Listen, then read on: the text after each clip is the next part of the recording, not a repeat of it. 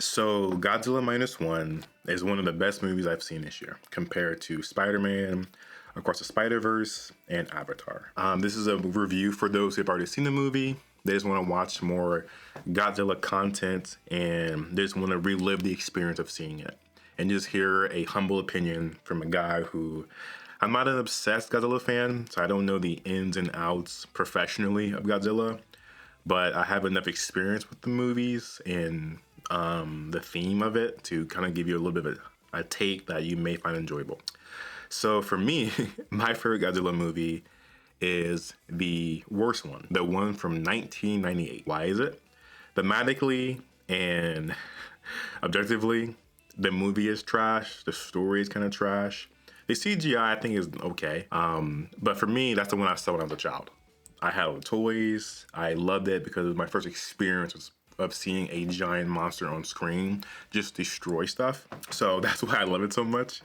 And I watched some of the animated series as a kid. But my favorite Godzilla media is Godzilla Singular Point on Netflix. If you enjoyed Minus One, you will more than enjoy Godzilla Singular Point. If you haven't seen it, you have to go see it.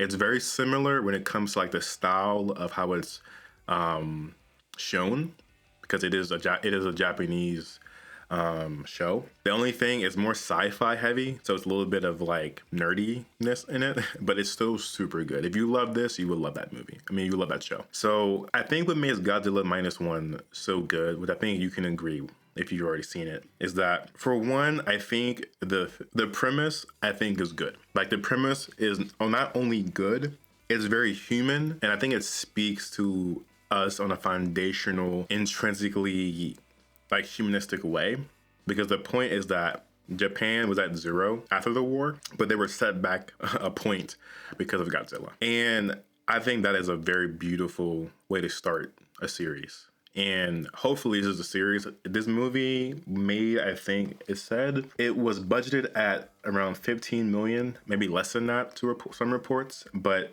it has made 57 million so far, which is great. Because I think the more money this movie makes, the higher chance it'll be, a trilogy and more to come out. But yeah, I think that theme speaks to a lot of people, like the tragedy and suffering of humans. I think we have all experienced. So since we all are groaning with suffering and we all find life to be endless suffering, this is a very good premise. The only thing I didn't really fully understand with this theme though is that I didn't really feel how Japan as a whole was set back, because Godzilla only destroyed, at least I remember, a few warships and one city, Ginza. Like I don't think he destroyed more than one city, if I remember correctly. Could be wrong. Granted, one city's pain is a whole country's, but it seemed like compared to other Godzilla movies, he would go destroy Tokyo. So maybe that's the only thing that I thought was like, I didn't really think the premise landed in this movie, but maybe it's a setup for other movies. So the primary reason why this movie was really good is for two reasons. One, the characters were really developed. The storytelling of the characters was really amazing, because I think in monster movies, the only people you care about is just the people who are leading the charge against the monster. Think of Pacific Rim or other kaiju movies. This one though, I was even feeling like I was even cringing out of like, ooh, like don't die. I was feeling not even for the random citizens who didn't have character names in the movie. Like I was worried about them too. I think it was because these people in the movie, like these were just, granted they were people who were in the military, some of them, but the premise was these people were just regular people taking charge when the government and when other nations weren't trying to help out. What I thought was a little weird, because if you have them, because they had on footage, right? They had on footage, I believe, of Godzilla. It's like, if we show that to like this, like other nations, like would they not believe it? Like I don't know. Like they didn't have deep fakes at the time, so I don't know how they would have thought this was a lie. But I thought that was an okay part of the plot. Like it wasn't the worst way to tell why other nations wouldn't help out. So I think it's because of the characters were regular people. I love the fighter pilot. I love his wife, not wife. I love his daughter, not daughter. Yeah, Kiko was cute. Like the whole like even the neighbor who was mean to him, I love how she turned around and was like, when she gave him the rice, I was like, dang, okay. Like I thought she was a douche. But after that, I was like, oh wow, she's a good person. Like she was just, I think it's because the characters, it showed that they were all just suffering in pain and they were just lashing out. So I thought it was beautiful that they had like those turnarounds and like redemption mode, like redemptions in the movie. Like the, I forgot his name. He was the pilot. He was the plane mechanic technician. The fact that at the end, he ended up saying, you know, live on, was really good too. I want my dad to see it. But I think the one thing to keep in mind is that for one, the movie is in Japanese. So you have to read subtitles, which if you are into anime, you already do that anyway. Or you watch K-dramas, you do it anyway. The way I call I don't know what the cinema style is called, but it feels a little bit like Shakespeare or like plays, because the way the actors are expressing themselves, it feels a little, I don't think that word is gimmicky or cliche. It feels almost like exaggerated, like a soap opera. It feels like an opera. And the reason why it feels that way, because I feel like in plays, when you watch them live, you have to be very expressive because you want people to see your face all the way back there. So I felt like that was what, it felt like the movie was doing, like that kind of like play, exaggerated expressionism. That's what it felt like. So I was laughing a little bit in some of the scenes. And I think if you ever watch like Japanese movies, especially older ones, like that style is like this indicative of those movies. So I think that's one thing to keep in mind. I think that may hold back people from watching the movie, because I have one friend who just couldn't watch it because he finds anime cringe because of the way that is expressed. And I think he would find this movie cringy too. I could look past it because I thought like it didn't bother me. But going to Godzilla, it's something that you guys may agree with. I don't know. In reference to the CGI, I thought it was okay. It wasn't the worst. It wasn't the best. But it wasn't that bad. I think it was more of like different moments of him doing things was kind of weird. So when he's like swinging his hand, his tail, and destroying stuff and biting, that was really good. But it was weird when he was walking. Did anyone else find that weird? Because it was almost like it was like an animatronic. Not the way he looked, but the way he was movement. It was very like robotic. Like it's like, did they CGI a robot in a Godzilla suit? Like was that the goal? Because he was just like this. And I thought that probably was the most unbelievable part of him. It did break the fourth wall a little bit, and I felt like it took me out of the immersion of the movie, because I was like, he looks so like not a thing, a living being. So that was a little weird.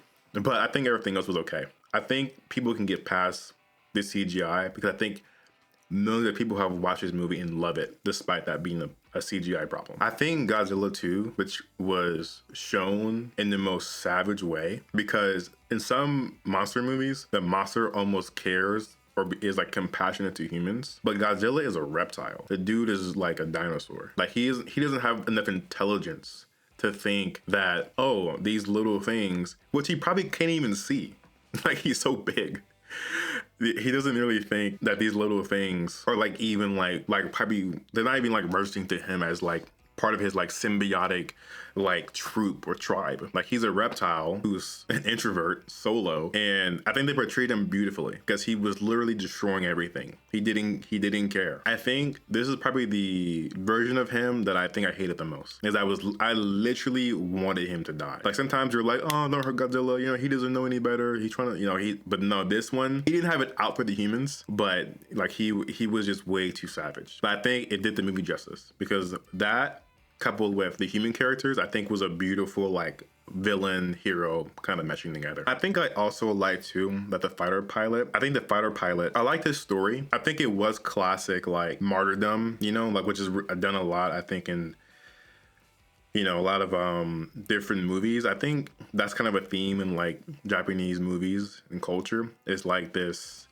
sense of like burden that you feel when you mess up, when you sin. That's what it feels like in these movies a lot. And I think I felt that. I think I felt like the trauma he was experiencing. Like I felt bad that he was going through all that pain from feeling guilty.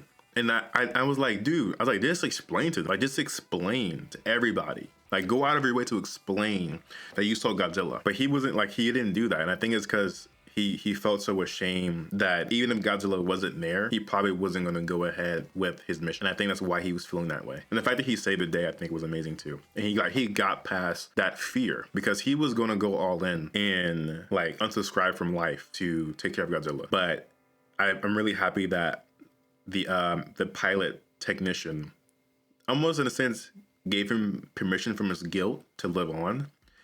And I thought that's a very beautiful thing because I think it is true. Like it brings up another like hidden, maybe not hidden, but it brought up another theme of like attachment that we have as humans. Cause like, even though we say like as a society, like we're independent, like don't be needy, don't rely on others. The fact of the matter is that we're all in this together. And that sounds cliche, but I love how in this story, it wasn't just one person saving the day. It wasn't just one person giving it their all. It was everybody. And I think that was beautiful. I think that was a beautiful message for, I think honestly the world to see. That sounds kind of woo woo and kind of like lame, but I love this so much because it was like, this is the true, it shows the true essence of how humans have to rely on each other. And that in a scenario like this, it may take someone else to like help you forgive yourself, and forgiveness, that's how forgiveness kind of works, right?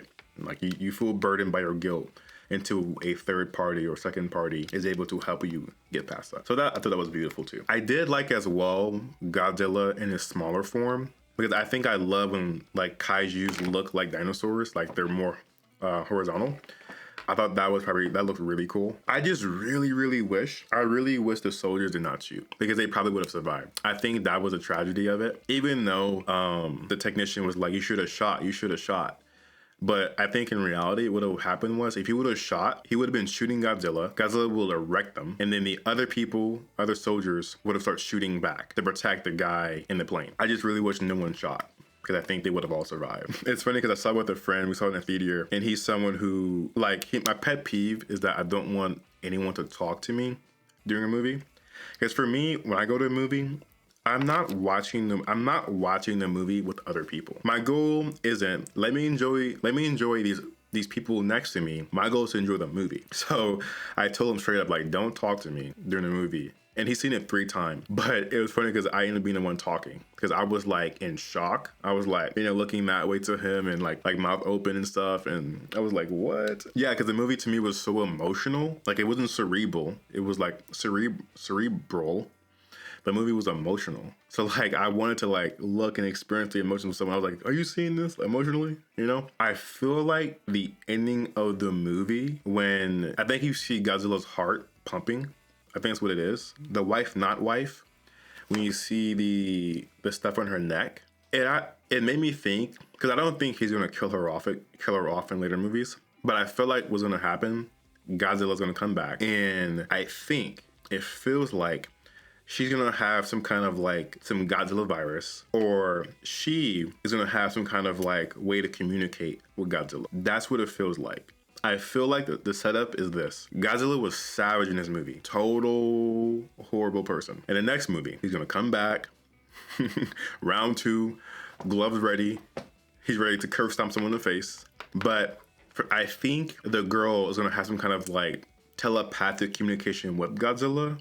And she's gonna stop him from destroying the city or destroying Tokyo or Japan as a whole. And whenever they have this like a mental connection bond, she's probably gonna go ahead into the sea and marry Godzilla. Now, I think she's gonna like stop him, and at the same time, this connection bond is gonna make Godzilla a little bit more human and like less of a savage to humans. So that way, in a third movie, when they bring out some other kaiju beasts, because Godzilla, kind of like when King Kong bonded with the girl, Godzilla's gonna bond with the girl, which helps him bond with humanity.